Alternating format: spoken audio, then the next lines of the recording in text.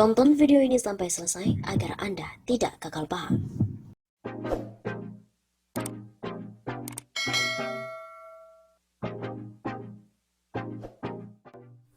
Organisasi saya PDIP sambangi Rizal Ramli, ngeluh Jokowi kini sudah tak punya hati. Organisasi saya PDIP yang berkontribusi besar terhadap pemenangan Joko Widodo, baik menjadi wali kota Solo, Gubernur DKI Jakarta hingga Presiden RI mendatangi ekonom senior Rizal Ramli. Organisasi ini adalah Satuan Tugas Khusus atau Satgasus Cakra Buana Partai Demokrasi Indonesia Perjuangan yang bertandang ke kantor RR di Jalan Tebet Barat Dalam, nomor 4, Jakarta Selatan pada hari Senin 3 Agustus. Kepala Satgasus Cakra Buana PDIP Kadiman Sutedi menyampaikan pihaknya mengaku kecewa kepada Joko Widodo yang pada pemerintahan keduanya ini tidak mampu untuk mengurus rakyat. Ia mengatakan kepala negara sekaligus kepala pemerintahan yang sudah menjabat 2 periode itu sudah tidak lagi jujur dan punya hati memimpin rakyat Indonesia. Saya lihat tidak jujur, tidak ada lagi hati. Urus rakyat bukan hanya cukup pintar saja, tapi harus pakai hati. Tegas sosok yang akrab disapa Yongki ini di hadapan RR. Di tengah krisis kesehatan pandemik virus corona baru COVID-19 saat ini, lanjut Yongki, pemerintah tidak lagi mendahulukan kepentingan rakyat kecil yang sudah mulai terdampak ekonominya. Sebab Jokowi beserta jajarannya hanya memberikan sembako yang praktiknya tidak merata. Hari ini rakyat butuh diurus pakai hati, bukan sembako aja dikasih yang nggak bisa makan. Bahkan yang sangat menyedihkan, masyarakat datang ke saya, sedih, kenapa bangsa ini jadi begini? Dalam pertemuan tersebut, Yongki membawa puluhan personel Satgas Cakra Buana PDIP dan juga menyampaikan keluh kesahnya kepada RR terkait penanganan COVID-19 yang dikerjakan pemerintah hingga hari ini. Bahkan dalam pertemuan tersebut hadir pula Laskar Betawi yang juga merasakan dan menyampaikan hal yang serupa dengan Satgas Cakra Buana PDIP.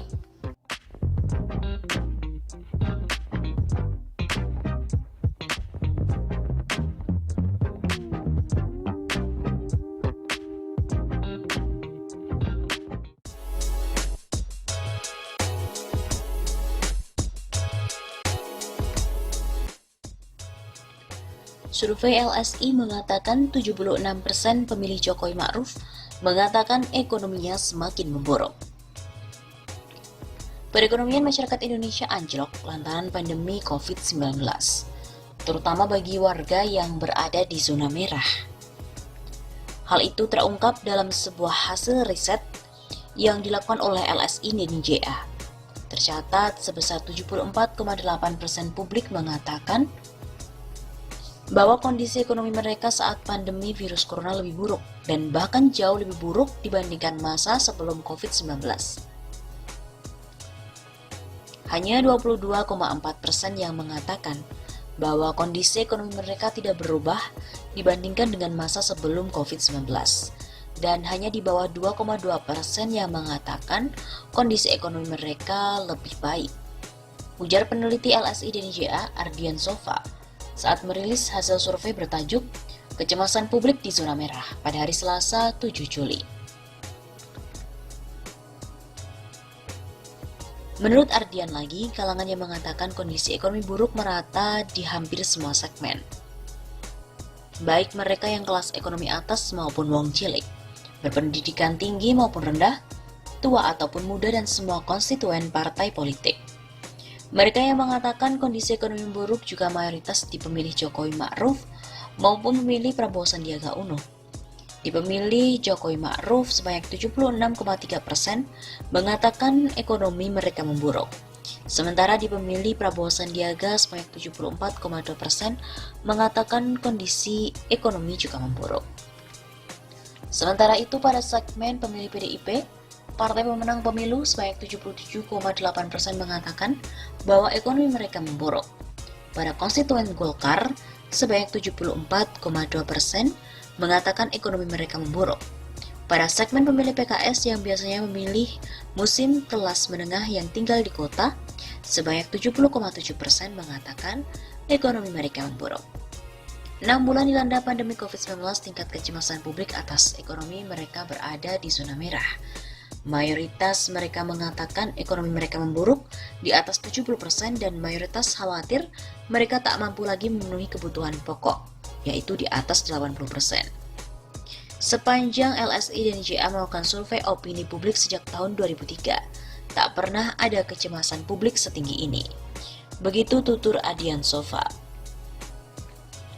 Karena itu, menurut Ardian, pemerintah sebaiknya menghindari untuk membuat kebijakan yang semakin memperburuk kondisi ekonomi warga. Kondisi masyarakat saat ini ibarat rumput kering yang mudah terbakar. Sebab persepsi publik berpotensi mengubah krisis kesehatan menjadi krisis sosial dan politik.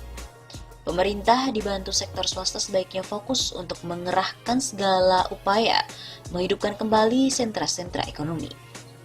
Diketahui survei tersebut dilakukan oleh LSI dan JA secara tatap muka pada 8-15 Juni 2020, menggunakan 8.000 responden di 8 provinsi besar di Indonesia, yakni DKI Jakarta, Jawa Barat, Jawa Timur, Jawa Tengah, Banten, Sulawesi Selatan, Sumatera Utara, dan Provinsi Bali. Sementara margin of error sekitar 2,05%, survei juga menggunakan riset kualitatif yaitu analisis media dan in-depth interview untuk memperkuat temuan dan analisisnya.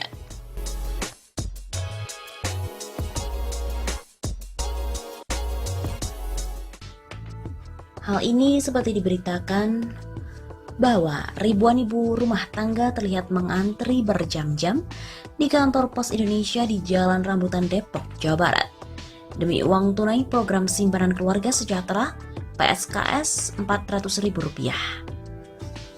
Nur, 48 tahun, seorang warga Pancoran Mas, mengatakan sangat membutuhkan dana tersebut. Katanya sekarang semua mahal, apa-apa mahal, cabai pun juga mahal.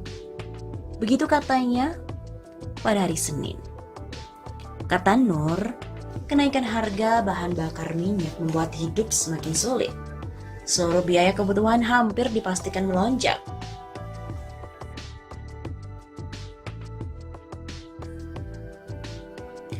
Banyak warga yang menyesal pilih Jokowi, begitu ujarnya.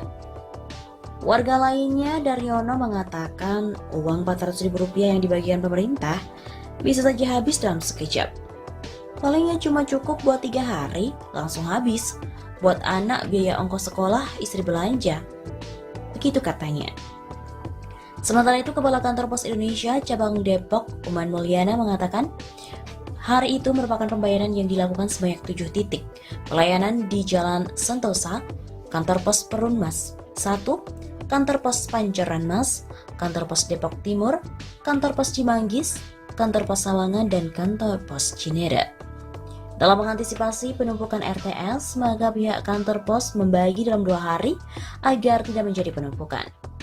Untuk pengambilan dana bantuan langsung tunai pun berbeda dengan tahun-tahun yang sebelumnya, karena dana tersebut akan tersimpan di dalam rekening giro pos masing-masing si penerima. Beda dengan tahun lalu yang dikembalikan ke pemerintah bila tak diambil.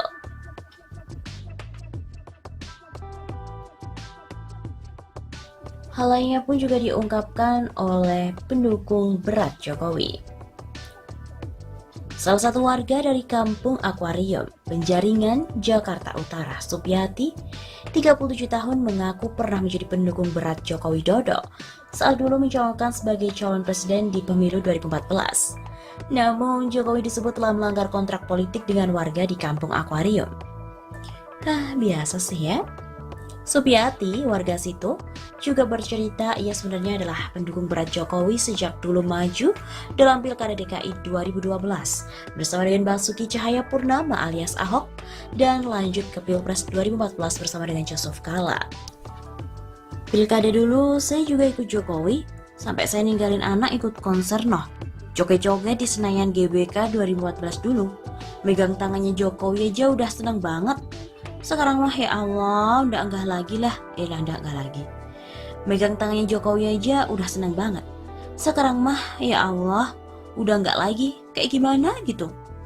kata Supiati kepada redaksi Suara.com. Perantau asal Makassar, Sulawesi itu mengaku sempat ada kontrak politik antara Jokowi dengan warga kampung Akuarium agar mendapatkan kehidupan yang lebih sejahtera. Dia kan ada kontrak politik dulu di sini, bilangnya nggak ada penggusuran. Cuma kenapa dia udah jadi presiden, janji-janjinya ya lupa, nengok kita aja nggak pernah, kata dia. Selain janji politik, ibu dari 5 anak ini juga mengaku pernah mendapatkan beberapa kali bantuan selama masa kampanye mulai dari sembako hingga uang tunai.